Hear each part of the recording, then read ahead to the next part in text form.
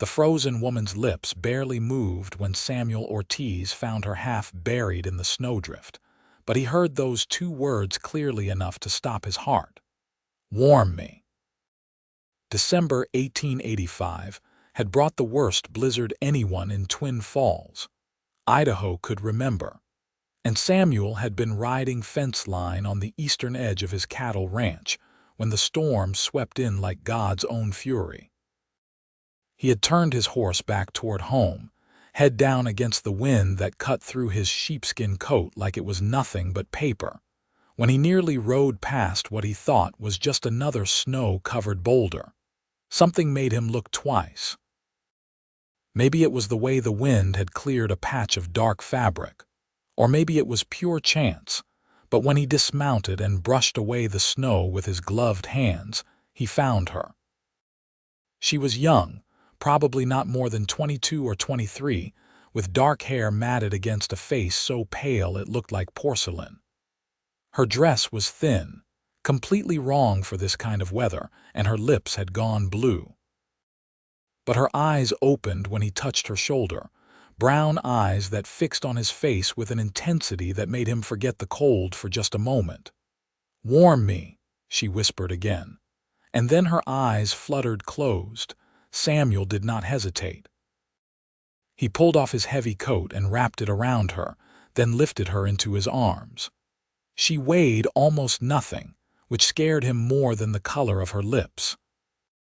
He managed to get her onto his horse, holding her against his chest as he climbed up behind her, and then he kicked the animal into as fast a pace as he dared in the blinding snow.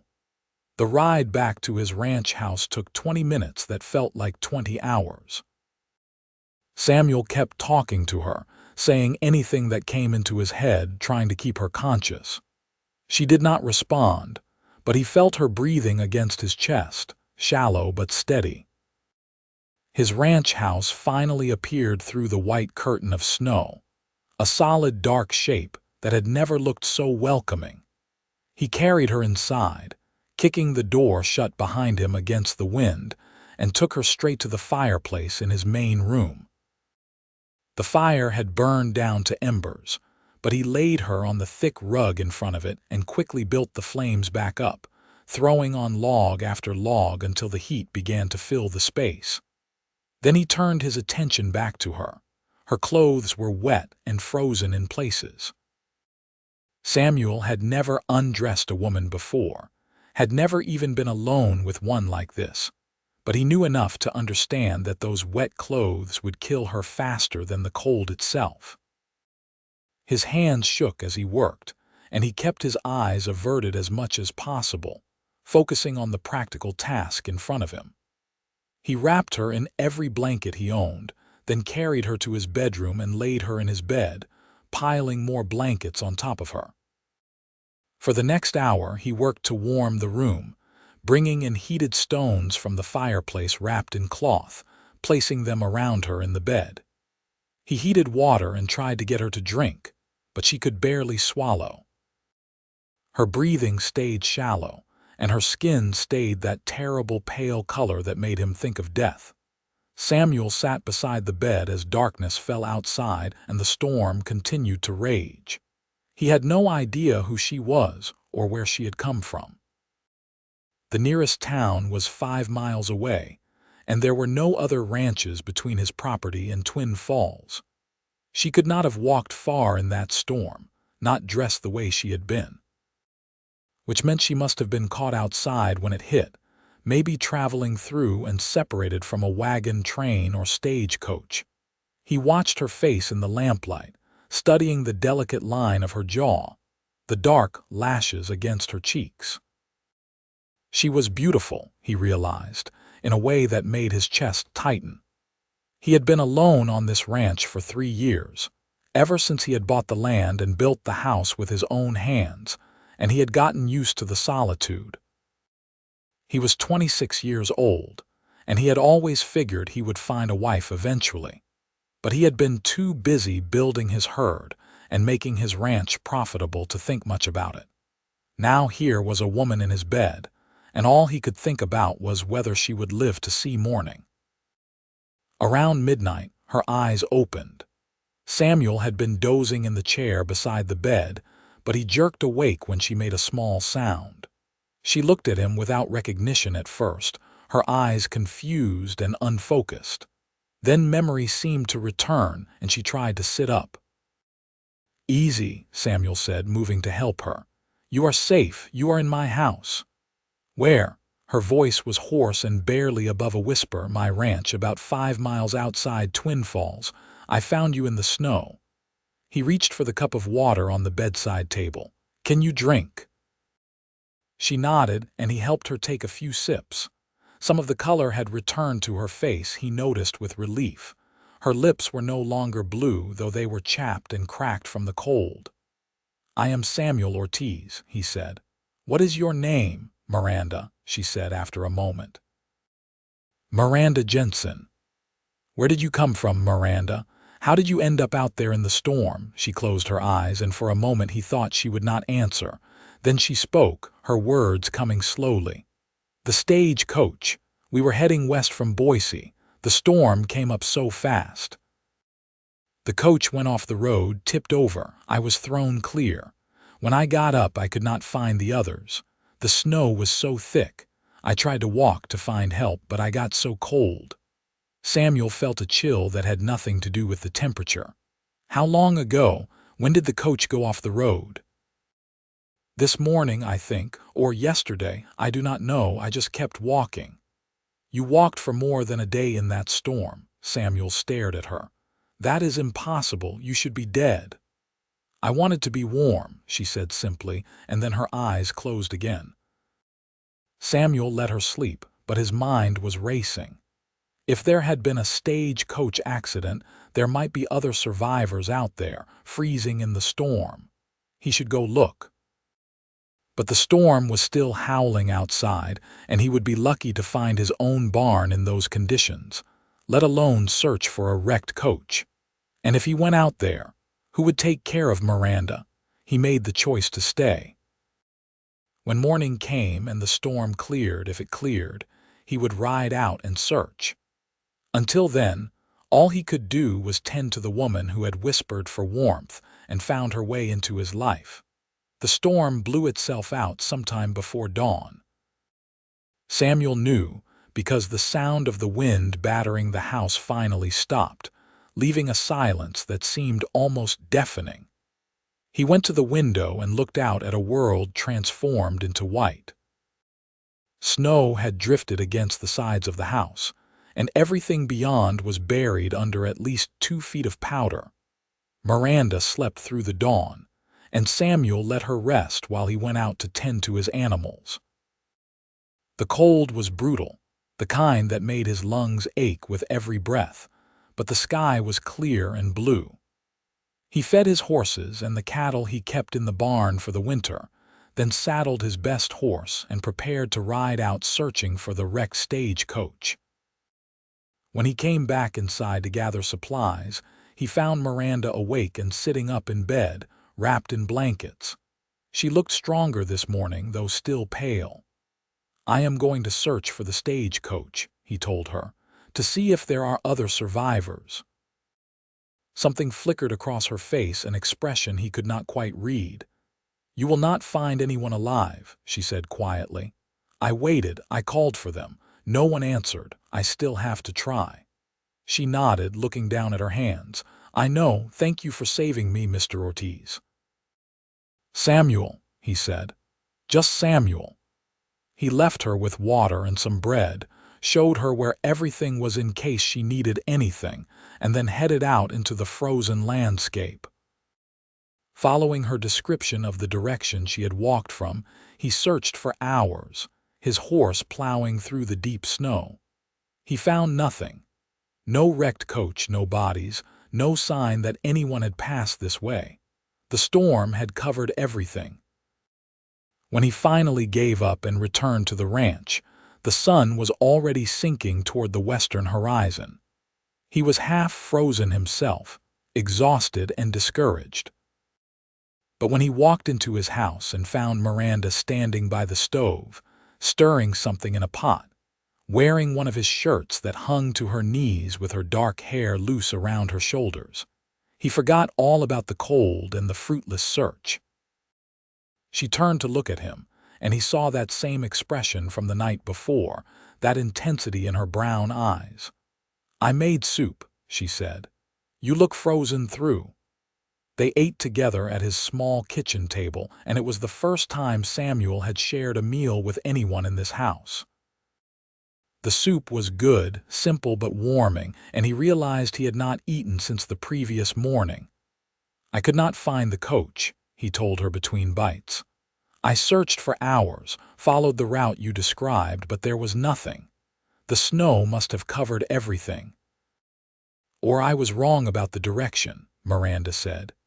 "Everything looked the same in the storm. I might have gotten turned around." Samuel nodded, though something about her tone bothered him. She did not sound like someone who had just lost fellow travelers to the cold. She sounded almost relieved. Over the next few days, as Miranda recovered her strength, Samuel found himself watching her, trying to figure her out. She was quiet and kept mostly to herself, but she helped around the house without being asked, cooking and cleaning with an efficiency that suggested she was used to hard work. She never talked about her past or where she had been heading when the storm hit.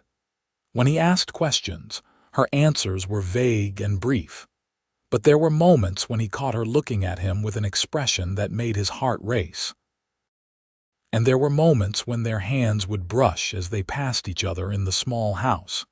And the contact felt electric. A week after he found her, Samuel rode into Twin Falls to ask about the stagecoach and to report the accident. The town was still digging out from the storm, and the general store owner, a gruff man named Patterson, shook his head when Samuel described what Miranda had told him. "No stage came through from Boise that week," Patterson said.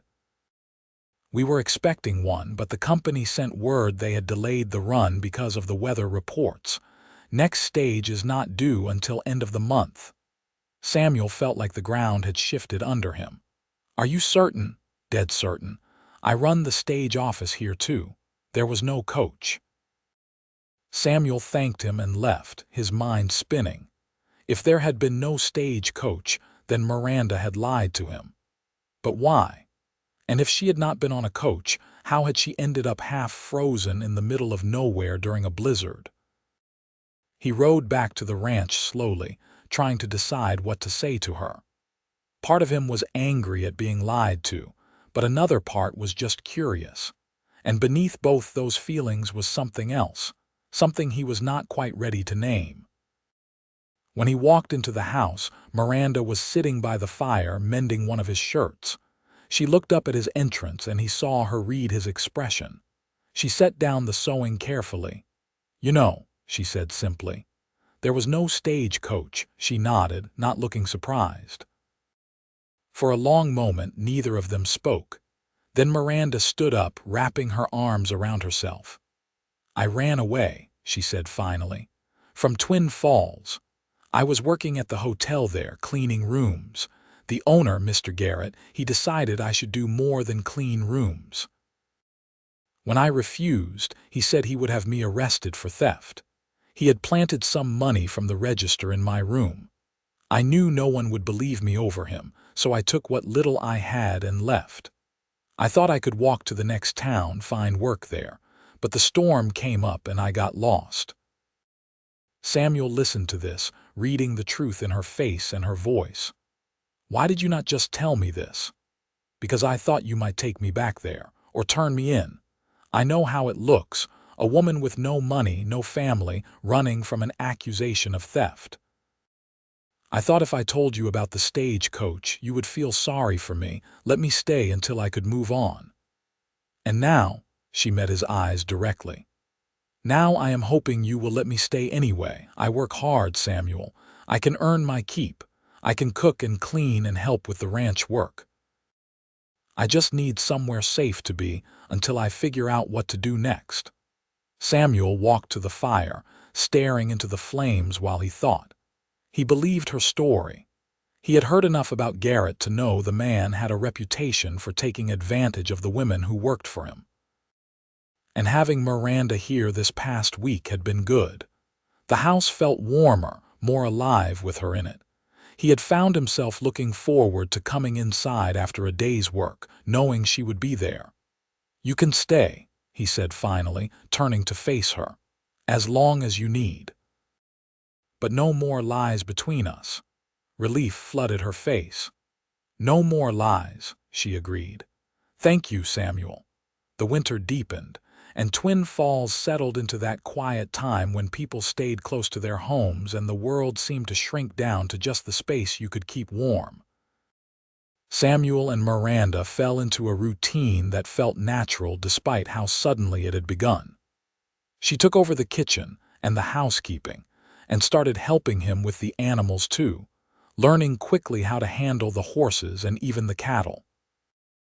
They talked during the long evenings by the fire, sharing stories about their lives.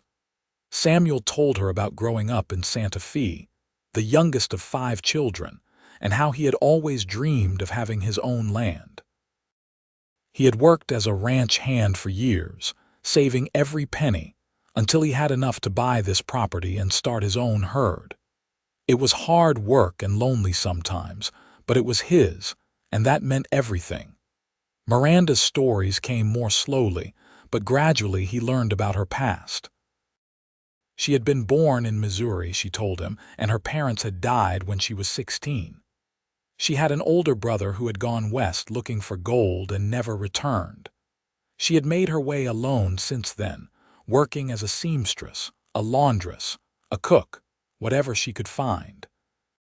She had only been in Twin Falls for 3 months before Garrett had started making his demands.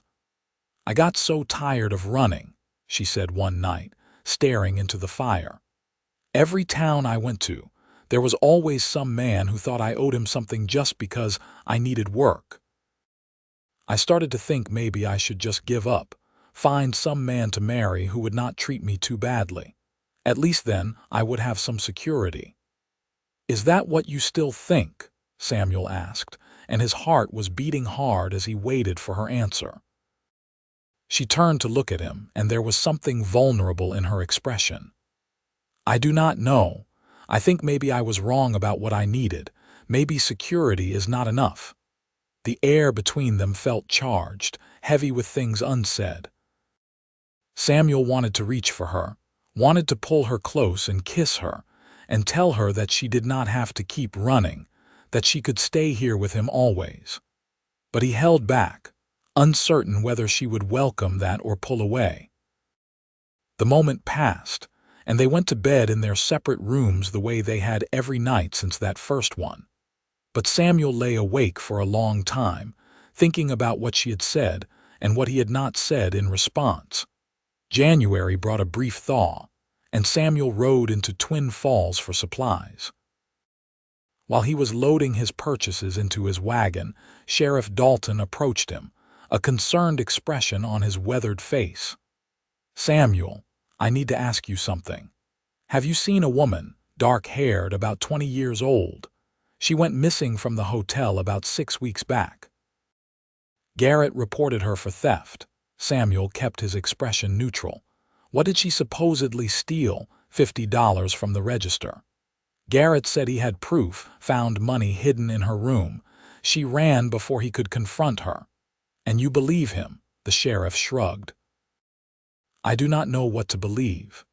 Garrett's got a reputation, and I would not put it past him to lie, but I also cannot ignore a theft report. If you do see her, I would appreciate you letting me know. I just want to hear her side of things." Samuel nodded noncommittally and finished loading his wagon. As he drove home, he wrestled with what to do. He trusted Dalton more than most lawmen, but Miranda was still terrified of being arrested. He decided to tell her about the conversation and let her make the choice about what to do next. But when he got home and told her, Miranda went pale and started to shake. "He is looking for me. I have to leave. If they find me here, they will arrest me, and you will be in trouble for harboring me." "Wait," Samuel said, catching her arm as she started toward the bedroom. "Wait, Miranda. Dalton is a good man. If we go talk to him together, explain what really happened, he will listen. You do not know that, and even if he believes me, it will be my word against Garrett's. Who do you think the law will side with?" "Then do not go into town," Samuel said. "Stay here. Dalton has no reason to search my ranch. Even if he did, I would not let him take you." She stared at him. "Why would you risk that for me?" "Because I am falling in love with you," Samuel thought, but what he said was, "because it is the right thing to do. Because you do not deserve to be punished for defending yourself." Miranda's eyes filled with tears and she looked away. "You do not know me well enough to take that kind of risk." "Then let me know you better," Samuel said quietly. "Stay, please." She stayed. The weeks passed, and winter began its slow retreat. The days grew longer and the snow started to melt, revealing the brown grass beneath. Samuel's cattle, which had weathered the winter well, began to venture farther from the barn, and he spent his days riding the fence line and checking on the herd. Miranda spent her days working in and around the house, and Samuel noticed she seemed more relaxed as time went on, as if she was finally beginning to believe that she was safe here. She laughed more easily, and sometimes he caught her singing as she worked. The sound filled the house with something it had never had before, something that felt like joy.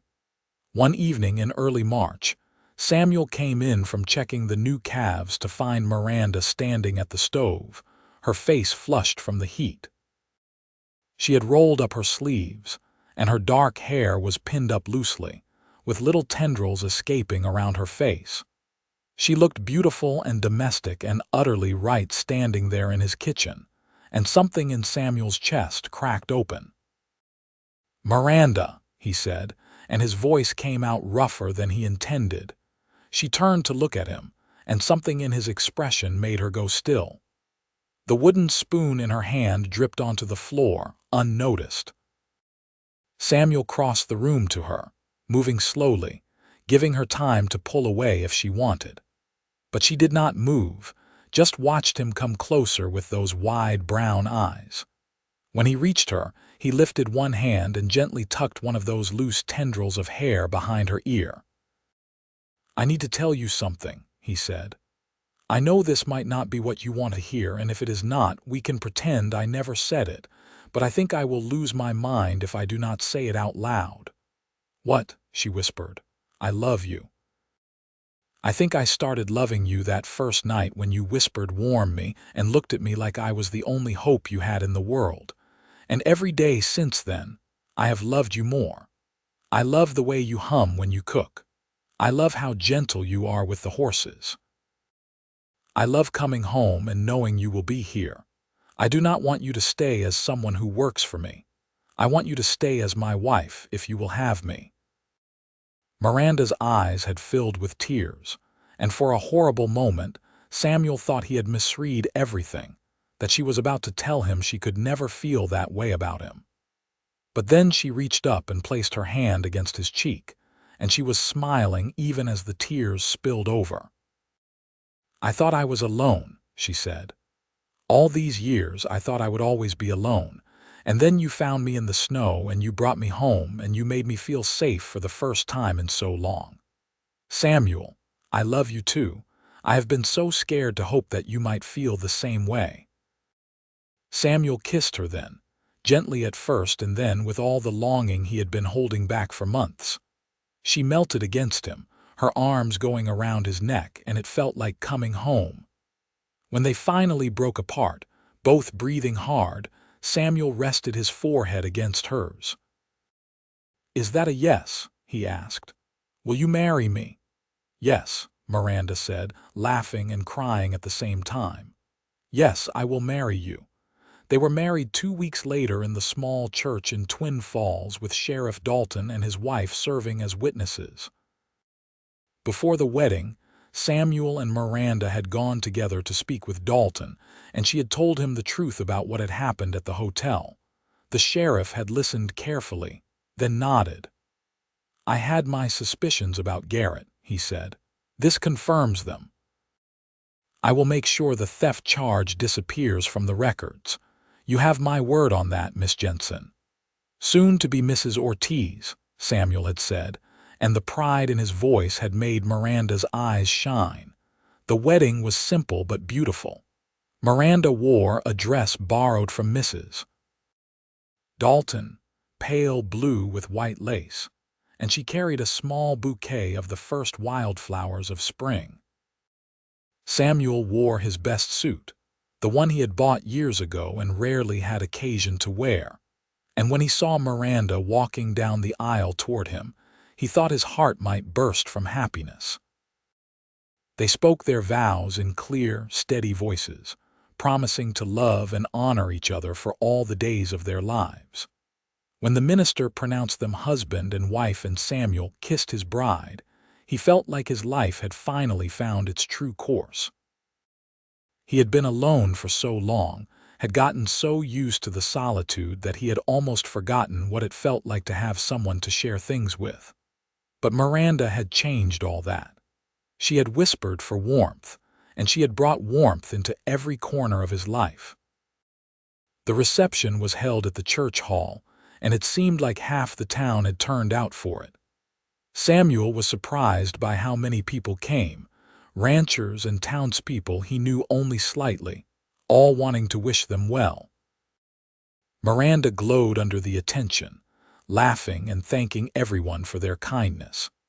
She had been so afraid of coming back to Twin Falls, but now she held her head high, no longer a woman running from false accusations, but a respectable married woman with a home and a husband who loved her. As the sun was setting, Samuel and Miranda rode back to the ranch together in the wagon, sitting close on the bench seat. The prairie stretched out around them, vast and beautiful in the golden light, and Samuel thought about how much his life had changed since that day in December when he had found a woman half frozen in the snow. "What are you thinking?" Miranda asked, leaning her head against his shoulder. "I am thinking about how lucky I am," Samuel said. "How easily I could have ridden past you that day, how you could have been 100 feet to the left or right and I would never have seen you." "But you did see me," Miranda said softly, "and you saved me, and now here we are." "Here we are," Samuel agreed, and kissed the top of her head. That night, for the first time, they shared the bed in the room that had been Samuel's alone for 3 years. Samuel had been nervous, worried that Miranda might be afraid or uncomfortable, but she came to him with trust and desire in equal measure. They explored each other slowly, tenderly, learning the geography of each other's bodies in the lamplight.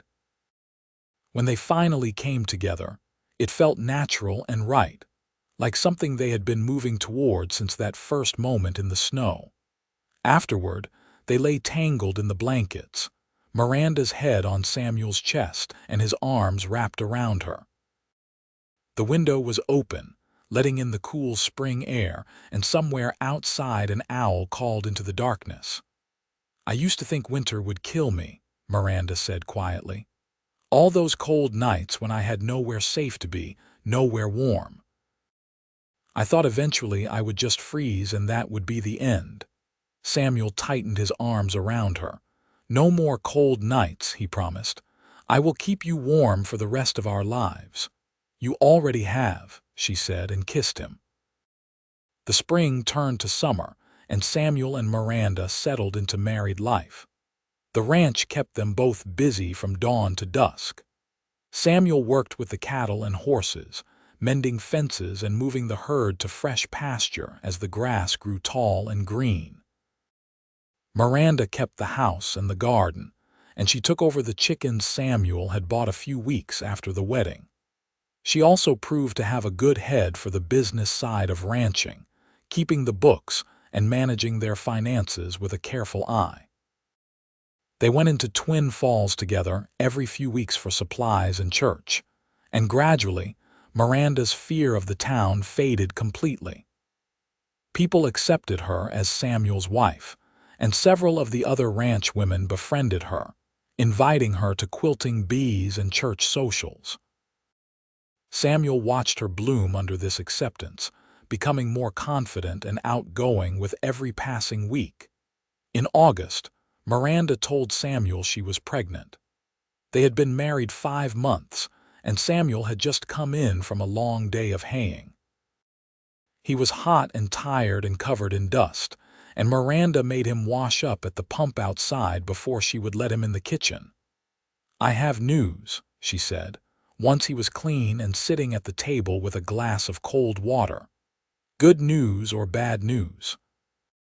Samuel asked, though he was smiling because she looked so pleased with herself. "Good news. The best news. Samuel, I am going to have a baby." For a moment, Samuel could not process the words. Then they sank in, and he jumped up so fast he knocked his chair over. "A baby. We are having a baby." "We are having a baby," Miranda confirmed, laughing at his reaction. Samuel swept her up in his arms, spinning her around the kitchen while she laughed and told him to be careful. When he finally set her down, he cupped her face in his hands and kissed her thoroughly. "I am going to be a father," he said wonderingly. "We are going to be parents." "Are you happy?" Miranda asked, though she could clearly see that he was.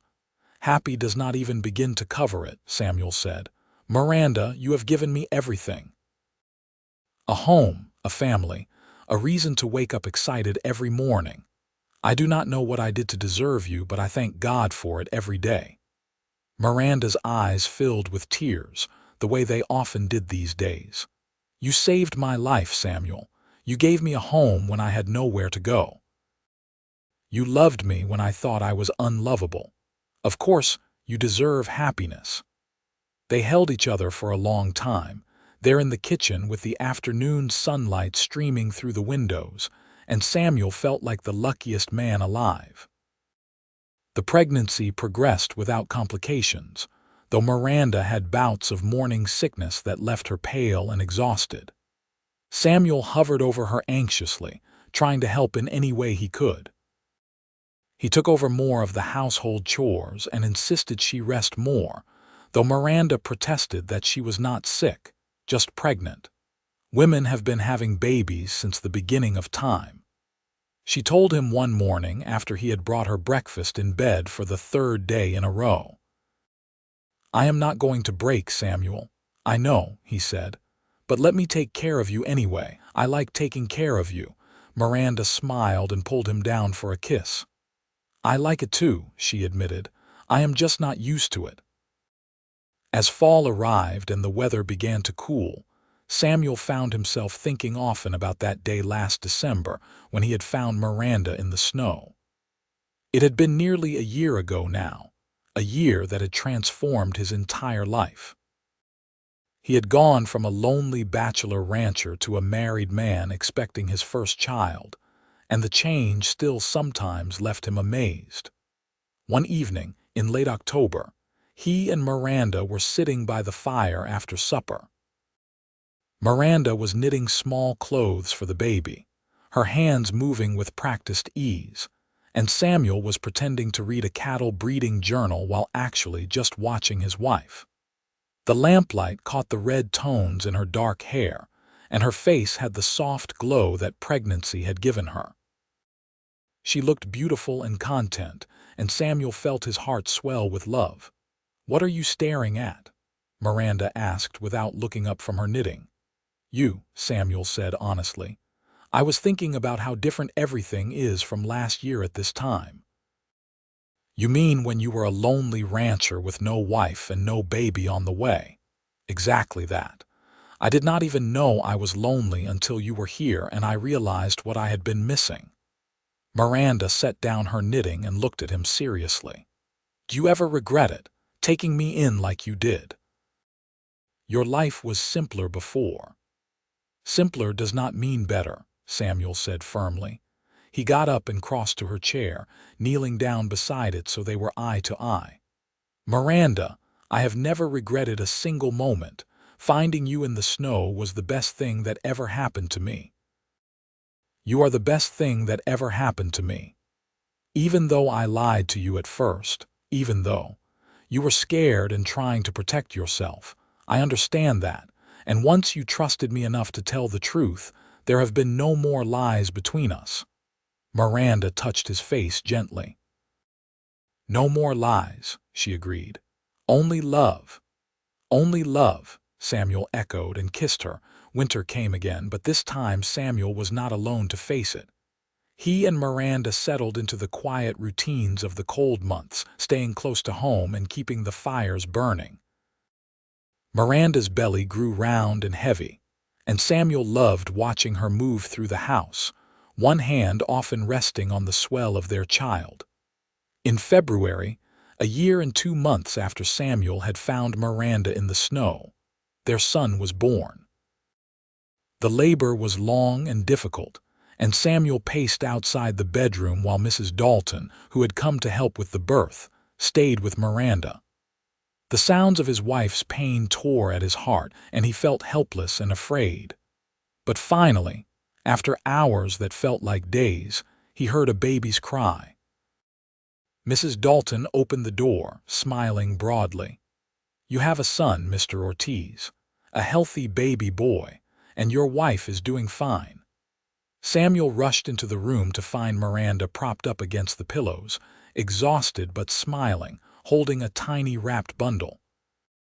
He approached slowly, almost afraid to breathe, and looked down at his son for the first time. The baby was red-faced and wrinkled, with a shock of dark hair and tiny fists that waved in the air. He was the most beautiful thing Samuel had ever seen, except for the woman holding him. "Would you like to hold him?" Miranda asked softly. Samuel nodded, not trusting his voice, and carefully took the baby from her arms. The weight of his son settled against his chest, and Samuel felt tears running down his face. "We made him," he said wonderingly. "Miranda, we made this perfect little person." "We did," Miranda agreed, her own eyes wet with tears. "What should we name him?" They had discussed names throughout the pregnancy but had never settled on one definitively. Now, looking at his son's face, Samuel knew. What about Thomas? He suggested, "After my father." "Thomas Ortiz," Miranda said, testing the name. "I like it. Thomas Samuel Ortiz." "Perfect," Samuel said, and bent to kiss first the baby's head, then Miranda's lips. "You are both perfect, Mrs. Dalton stayed for 3 days, helping Miranda recover and teaching her how to care for the baby. Then she returned to town, leaving Samuel and Miranda to figure out parenthood on their own. It was exhausting and overwhelming and occasionally terrifying, but it was also the most fulfilling thing either of them had ever done. Thomas was a good baby, healthy and strong, though he had strong opinions about when he wanted to eat and sleep. Samuel found himself getting up in the middle of the night to walk with his son when the baby was fussy, pacing the floor and singing the Spanish lullabies his mother had sung to him as a child. Miranda would watch them from the bed, her eyes soft with love. Spring came again, bringing with it new calves and green grass and wildflowers blooming across the prairie. Samuel worked longer days now that the weather was good, but he always made time to be with his family. He loved coming in at midday to find Miranda nursing Thomas in the rocking chair by the window, loved the way his son's face would light up when he saw his father. One warm afternoon in May, Samuel found Miranda in the garden, Thomas strapped to her back in a sling she had fashioned from cloth. She was weeding the vegetable rows, and she looked up with a smile when she heard Samuel approach. "Look how much the tomatoes have grown," she said proudly, gesturing to the small plants. Samuel dutifully admired the tomatoes, then carefully lifted Thomas out of the sling. The baby cooed and grabbed at his father's nose. "I was thinking," Samuel said, settling Thomas in the crook of his arm, "we should take a photograph. A family photograph. There is a photographer who comes through Twin Falls every few months, and I think he is due to arrive soon." Miranda brushed dirt from her hands and stood up, looking pleased. I would love that. Thomas is growing so fast. I want to remember what he looks like right now. And I want a picture of all of us together, Samuel said. So when we are old and gray, we can look at it and remember this perfect day. They went into Twin Falls the following week, all three of them dressed in their Sunday best. The photographer, a small nervous man with ink-stained fingers, posed them carefully in front of a painted backdrop. Samuel sat in a chair with Miranda standing beside him, her hand on his shoulder, and Thomas in Samuel's lap. The baby was remarkably well behaved, staring solemnly at the camera while the photographer worked. When the photograph was developed and Samuel picked it up a few weeks later, he stared at it for a long time. There they were, his family, frozen in that moment. Miranda looked beautiful and serene, Samuel looked proud and happy, and Thomas looked like the serious little person he was becoming. Samuel had the photograph framed, and it hung on the wall in their parlor where he could see it every day. The years passed, each one bringing changes and growth. Thomas grew from a baby into a sturdy toddler who followed his father everywhere, then into a curious little boy who asked endless questions about everything he saw. Miranda became pregnant again when Thomas was 2, and this time she gave birth to a daughter they named Elizabeth. Then came another son, James, 2 years after Elizabeth. The ranch prospered as well. Samuel's herd grew larger and he bought more land, expanding his property. He hired 2 ranch hands to help with the work and built a small bunkhouse for them. Miranda managed the household with calm efficiency, somehow keeping track of 3 active children, the household accounts, and the vegetable garden that had grown to cover nearly an acre. They had challenges, of course. There was the year when drought killed half the grass and Samuel had to sell off part of the herd. There was the winter when Elizabeth got pneumonia, and they spent terrifying nights wondering if she would survive. There were the normal disagreements and frustrations that come with any marriage, times when they were tired or short-tempered or worried about money. But through it all, they had each other. When Samuel was discouraged about the ranch, Miranda reminded him of how far they had come and how much they had built together.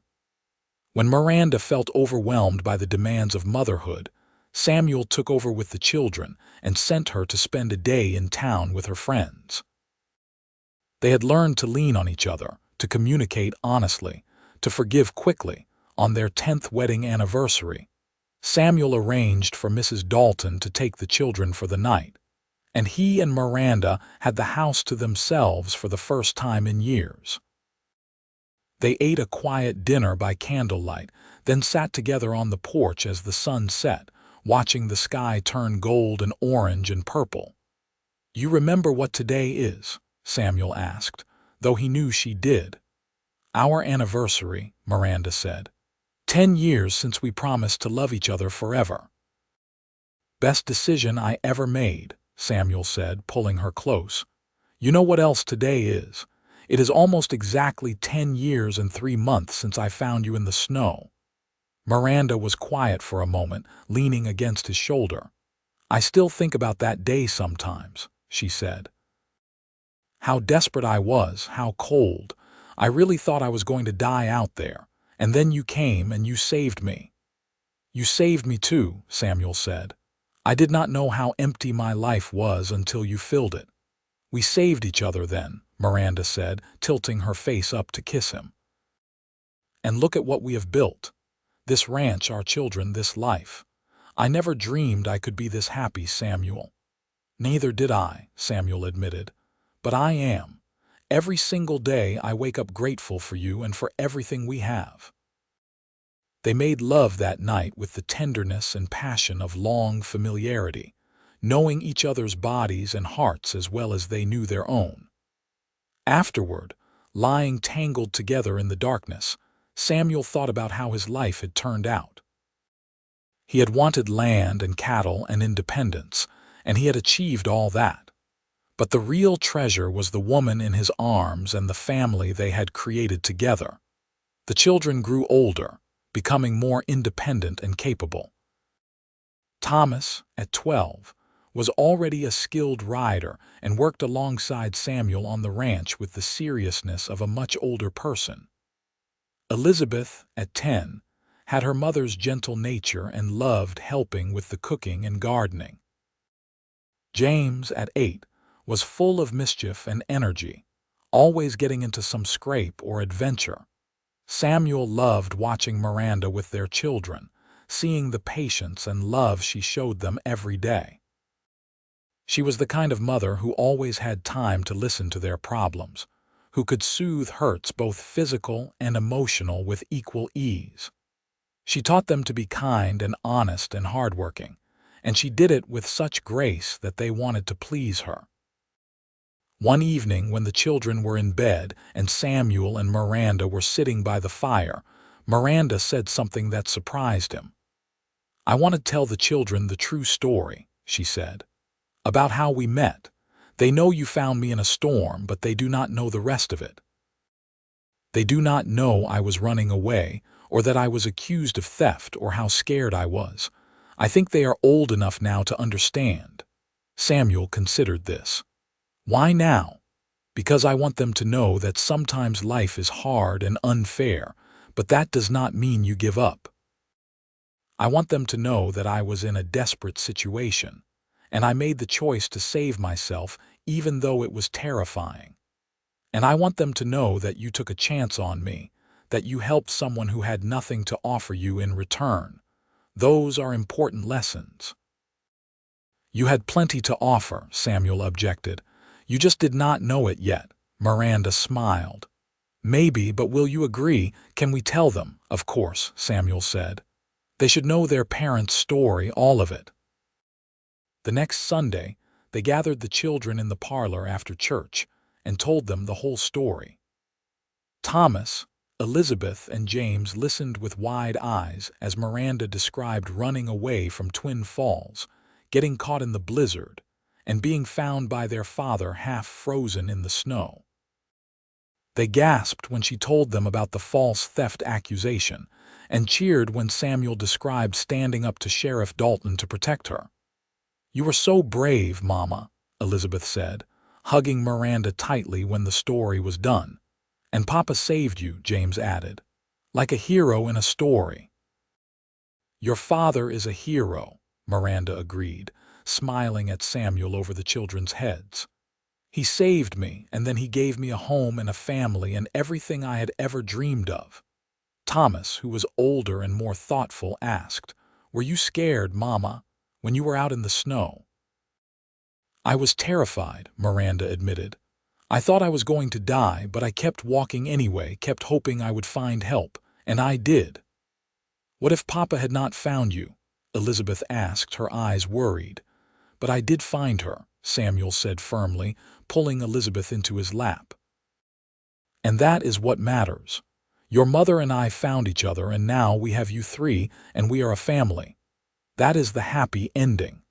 The children seemed satisfied with this, and the conversation moved on to other topics. But later, after they had gone to bed, Thomas came back downstairs to where Samuel was working on the ranch accounts. "Papa," he said hesitantly from the doorway. "Come in, son. What is on your mind?"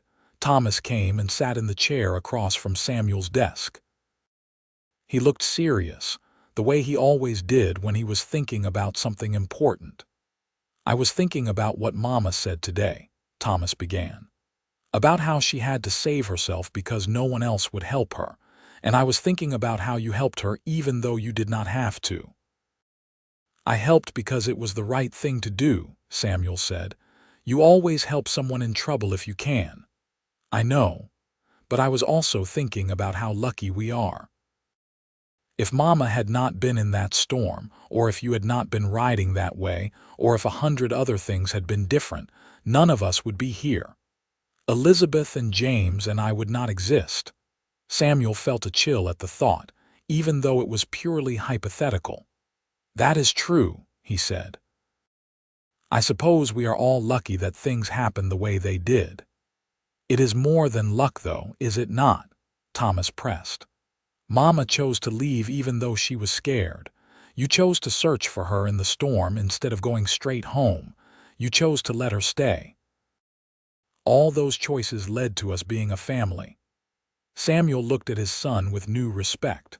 At 12, Thomas was already thinking about things like choice and consequence, about how people's decisions shape their lives. "You are right," Samuel said. "It was not just luck. It was choices and maybe a little bit of fate, too. Your mother and I were meant to find each other, I think. We were meant to build this life together." "I am glad you found each other," Thomas said simply. "I like our family." "So do I, son," Samuel said, his throat tight. "So do I." The years continued to pass, bringing both joys and sorrows. Samuel's mother died, and he traveled to Santa Fe for the funeral, taking Miranda and the children with him to meet the family they had only heard about in stories.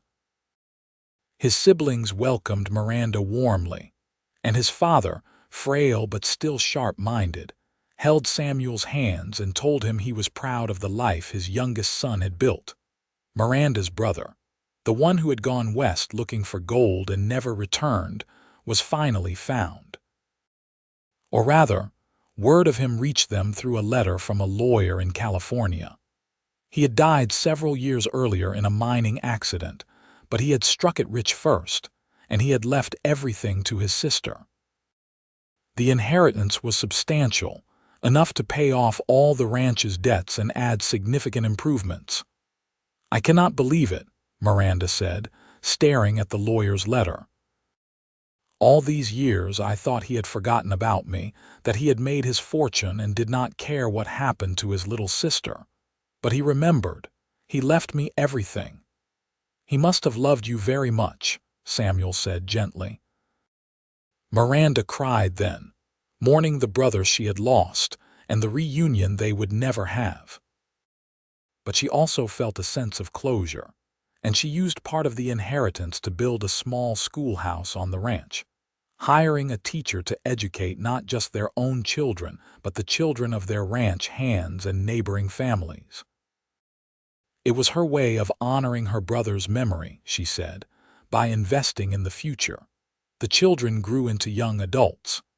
Thomas fell in love with the daughter of a neighboring rancher, a sensible girl named Catherine who fit perfectly into ranch life.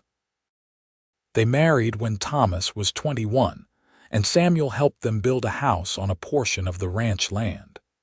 It was strange and wonderful to see his son become a husband, to watch the next generation beginning to build their own lives. Elizabeth went to Salt Lake City to study at a women's college, something almost unheard of for ranch girls, but Miranda insisted their daughter have opportunities she had never had. Elizabeth came home 2 years later with a teaching certificate and a passion for education that led her to take over running the ranch school.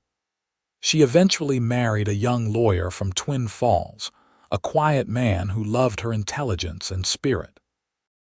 James, the wild child, left home at 17 to see the world, promising to return but needing to satisfy his wanderlust first. He sent letters from San Francisco, from Oregon, from Alaska, describing his adventures. Miranda worried about him constantly, but Samuel understood the need to explore, to test oneself against the wider world.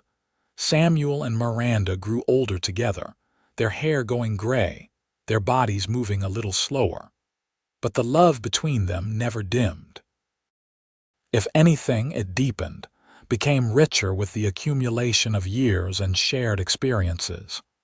They knew each other completely, could communicate with a glance, could comfort each other without words.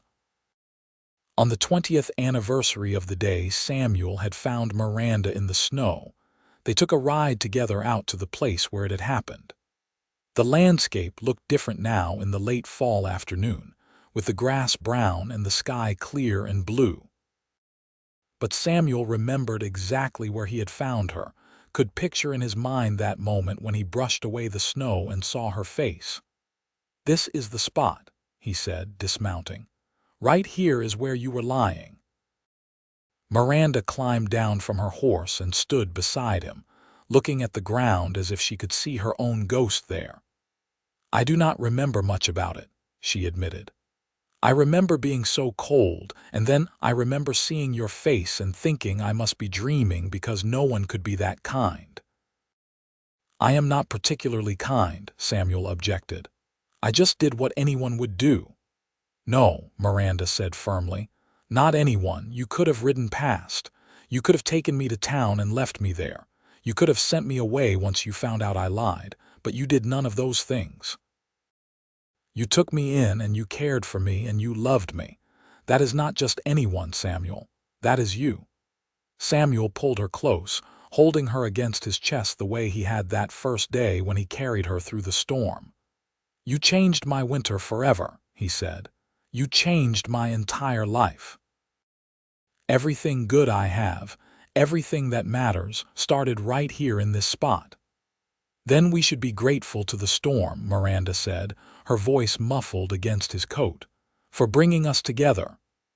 "Grateful to the storm and to your courage," Samuel corrected. "You had to survive long enough for me to find you. You had to be strong enough to whisper those 2 words, 'Warm me.'" They stood there for a long time, holding each other in the place where their story had begun, while the horses grazed nearby and the wind whispered across the prairie. Then they rode home together as the sun set, going back to the ranch, and the life they had built, the family that had grown from that single moment of grace when a cowboy found a woman frozen in the snow. James came home when Samuel and Miranda were both in their early 50s. He had been gone for 7 years, and he returned a changed man, still full of energy but with a new maturity and purpose. He had met a woman in Seattle, he told them, a widow with 2 young children, and he wanted to bring her home to meet his family. "I know it is unusual," James said. "She is older than me by a few years and she has children from her first marriage. But I love her, and I love her children, and I want to build a life with them. I want to do it here, on the ranch, if you will have us." Samuel and Miranda looked at each other, one of those wordless conversations that flowed between them after so many years together.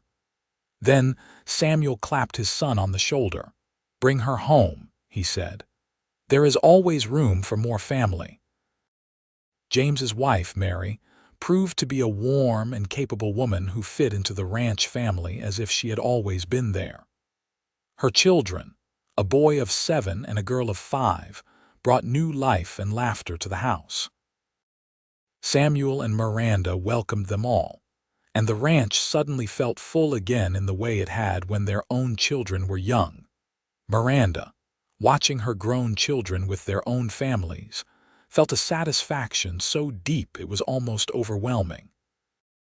She had gone from being alone and desperate, with no one in the world who cared whether she lived or died, to being the center of this sprawling, loving family. She was a mother, a grandmother, a teacher, a rancher's wife. She was respected in the community, had friends and neighbors who valued her opinions and company. She had built all this from nothing, with Samuel by her side every step of the way. One night, lying in bed with Samuel's arm around her, she said, "Do you ever think about how different things could have been? If you had not found me that day," sometimes, Samuel admitted. "But then I stop thinking about it because it makes me too sad. I cannot imagine my life without you in it, Miranda. I do not want to." "I feel the same way," she said. "You are the best thing that ever happened to me, you and our children and this life we built. When I was young and alone, I used to dream about having a family, but I never really believed it would happen. I thought I would always be on the outside, looking in at other people's happiness. But you gave me this. You gave me everything." "We gave each other everything," Samuel corrected gently. "I was just as alone as you were, just in a different way. You brought warmth and love and joy into my life. You made me understand what family really means." They kissed in the darkness, a gentle kiss of comfort and familiarity and enduring love. Outside, the wind blew cold across the prairie, but inside they were warm, surrounded by the life they had created together. The years continued their steady march. Samuel and Miranda grew old together, their children and grandchildren around them. The ranch prospered under Thomas's management, with James helping and Elizabeth contributing her organizational skills and business sense. Samuel gradually turned over more and more of the daily operations to his sons, content to spend his days doing lighter work and spending time with Miranda. They took walks together every evening when the weather allowed, moving slowly but steadily across the land Samuel had claimed so many years ago. They talked about everything and nothing, comfortable in each other's company after decades of marriage. They held hands like young lovers, and sometimes Samuel would still look at his wife and feel that same surge of love and gratitude he had felt when she first told him she would marry him. When Samuel was 68, he had a heart attack while working with the horses. It was not fatal, but it scared everyone badly. The doctor from Twin Falls came and examined him, then took Miranda aside. "He needs to rest," the doctor said seriously. "No more heavy work. His heart is weak and another attack might kill him." Miranda nodded, her face pale but composed. When the doctor left, she went to Samuel and held his hand. "You heard what he said," she told him. "No more heavy work. You are going to rest and let Thomas and James handle things." "I am not an invalid," Samuel protested. "I can still work." "You can advise and consult and do light tasks," Miranda said firmly. "But you are not going to kill yourself working when you have capable sons who can handle it. I did not save you from that blizzard all those years ago just to lose you now to stubbornness." Samuel had to laugh at that. "You saved me. I thought I was the one who did the saving." "We saved each other," Miranda said, echoing the words they had spoken so many times over the years. "And we are going to keep each other alive as long as we possibly can. So you are going to follow the doctor's orders, and you are going to rest, and you are going to let me take care of you the way you took care of me." Samuel agreed, because he always had trouble denying Miranda anything she truly wanted.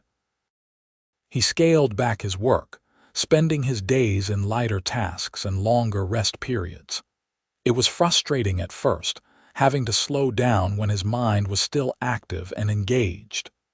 But gradually he found a new rhythm, a new way of being useful without overtaxing his weakening heart. And he had more time with Miranda, which was its own reward. They spent long afternoons on the porch, watching their grandchildren play in the yard. They reminisced about the early days of their marriage, laughing over the mistakes they had made and the challenges they had overcome.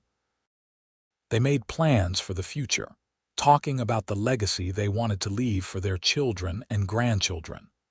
On their 40th wedding anniversary, the whole family gathered at the ranch for a celebration.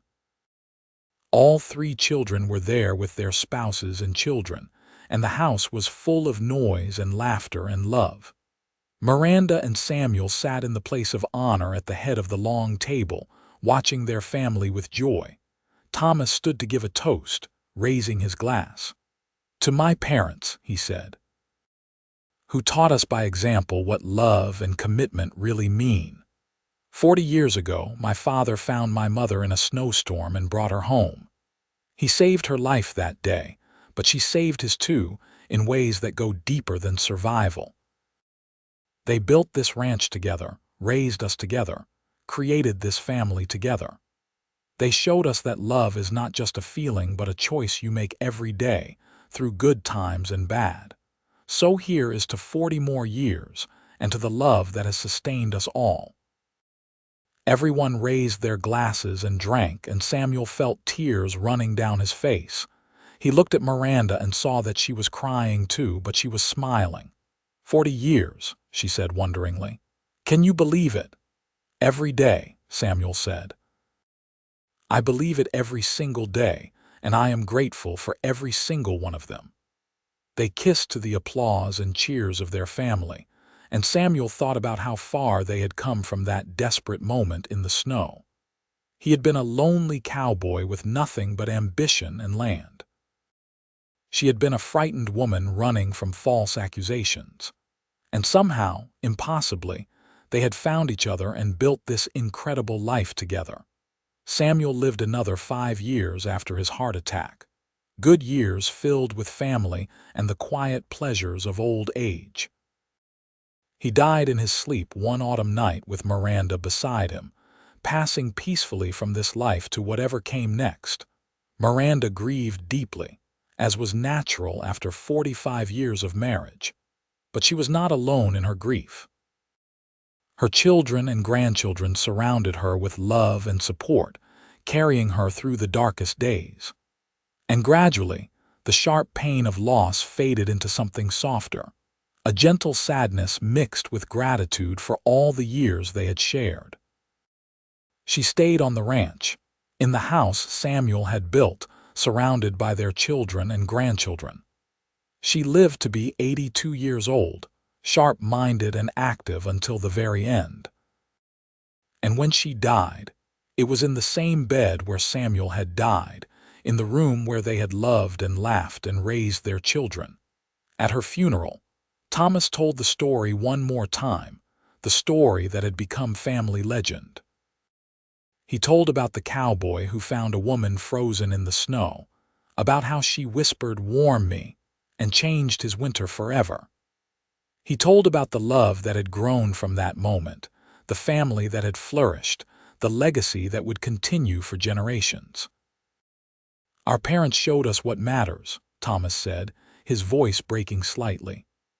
Love matters. Family matters. Being willing to take a chance on someone, to offer help without expecting anything in return, that matters. My father could have ridden past that snowdrift. My mother could have given up and stopped walking, but they did not.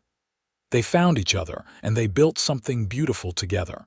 And we are all here because of that moment of grace when a cowboy saw someone in need and stopped to help. Miranda was buried beside Samuel on a hillside overlooking the ranch, where they could look out over everything they had built together. The stone above their graves bore simple words, "Together forever," as they were always meant to be. The ranch continued to thrive under Thomas's management, and eventually passed to his children, and then to theirs. The house where Samuel and Miranda had lived remained the heart of the property, and future generations of the family would gather there for holidays and celebrations, keeping alive the stories of their ancestors. And sometimes, on cold winter nights when the wind howled across the prairie and snow fell thick and fast, someone would tell the story again. The story of how a cowboy found a woman frozen in the snow, how she whispered, "Warm me," with her last bit of strength, how he brought her home and cared for her and loved her, how they saved each other and built a life that endured long after they were gone. It became more than just a family story. It became a reminder of what was possible when people chose compassion over indifference, when they were willing to take chances on each other, when they recognized that sometimes the greatest treasures come disguised as troubles. Samuel and Miranda's love story became a legacy, passed down through the generations, inspiring others to be brave, to be kind, to believe in the possibility of finding warmth even in the coldest winters. The ranch prospered through the decades, through wars and depressions and changing times. The cattle business evolved, technology advanced, but the values Samuel and Miranda had instilled remained constant. Work hard, treat people fairly, take care of your family, help those in need. These were the principles they had lived by, and they became the foundation of everything their descendants built. The small schoolhouse Miranda had founded with her brother's inheritance grew into a proper school that served the whole county. The church in Twin Falls where they had been married still stood, and their descendants were baptized, married, and mourned there. The land Samuel had claimed and worked so hard to build into a successful ranch remained in the family, a testament to his vision and determination. But more than the physical legacy, more than the land and buildings and financial security, what Samuel and Miranda left behind was the example of their love. In a world that could be harsh and unforgiving, especially on the frontier where life was hard and survival was never guaranteed, they had shown that love could flourish. That two people from desperate circumstances could find each other and build something lasting and beautiful. Their great-grandchildren would eventually hear the story and ask questions. Was it really true? Did great-great-grandpa really find great-great-grandma in the snow? And the answer was always yes, it was true, every word of it. And then the storyteller would add their own memories, their own understanding of what that moment had meant, because it was more than just a rescue. It was the moment when two lonely souls found each other. When a man who thought he was content with solitude discovered what it meant to share his life with someone. When a woman who thought she was unworthy of love learned that she deserved happiness and security and respect. It was the moment when both their lives changed forever, when both their winters became warmer. The photograph Samuel had commissioned, the one showing him and Miranda and baby Thomas, remained on the wall of the ranch house for generations. New photographs were added around it over the years, showing the growing family, but that first one remained the centerpiece. Visitors would look at it and see a young family, the parents barely older than children themselves, the father's pride and the mother's serenity captured forever in sepia tones. And if you looked closely at Miranda's eyes in that photograph, you could see something there, a depth of emotion that spoke of everything she had endured and everything she had found. You could see the woman who had nearly died in the snow, who had been saved by a cowboy's compassion, who had built a life beyond anything she had dared to dream. You could see love and gratitude and hope all mixed together. The land where Samuel had found Miranda remained part of the ranch, and sometimes family members would ride out there, would stand in that spot and try to imagine that December day in 1885. They would picture the blizzard, the desperate woman, the cowboy who stopped to help. They would think about how different all their lives would have been if he had ridden past, if he had been somewhere else that day, if 1,000 small things had been different. But he had not ridden past. He had stopped. He had brushed away the snow and found her. He had heard her whisper, "Warm me," and had taken her home. And from that single act of compassion, from that moment of human kindness in the middle of a brutal storm, had come generations of love and life and family. That was the real legacy of Samuel Ortiz and Miranda Jensen. Not the ranch, not the buildings, not the wealth they had accumulated. The real legacy was the reminder that one person can make a difference. That stopping to help, taking a chance on someone, offering warmth when someone is cold, these things matter. They can change lives.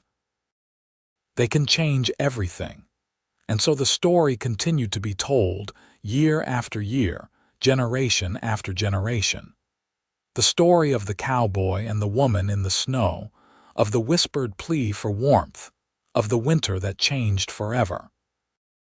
It became a love story for the ages, a reminder that even in the harshest conditions, even when all seems lost, hope and love can still prevail. Samuel and Miranda's love had warmed not just each other but everyone who came after them, everyone who heard their story and was inspired by it. They had proven that love could grow in the most unlikely places, That family could be built from the most desperate beginnings. That winter always eventually gave way to spring. And on cold nights when the wind howled and the snow fell, when people huddled around fires seeking warmth, someone would always remember and tell the story again. The story of how a cowboy found a woman frozen in the snow, how she whispered, "Warm me," and changed his winter forever, how they built a love that lasted a lifetime and beyond, warming everyone it touched for generations to come.